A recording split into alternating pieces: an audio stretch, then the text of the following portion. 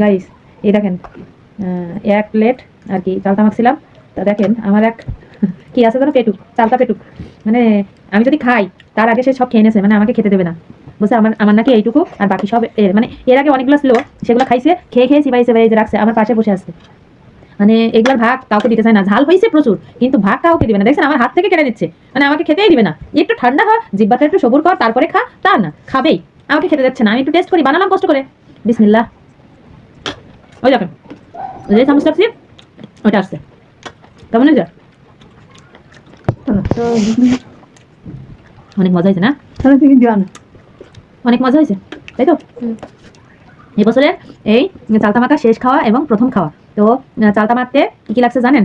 চালতা, ধনিয়া পাতা, পেঁয়াজের কালি, আর তেঁতুল, চিনি, বিট নুন, সাদা নুন আর কাঁচা ঝাল, ব্যাস এগুলা দিয়েই আমি চালতা মাখছি। আপনারা একবার হলেও ট্রাই করবেন। আর আমার জিব্বা দিয়ে তো আর কি ঝর্ণা বইতেছে, একবার খাইছি আবার দেখুন, যেই না রাখি সেই না খাই।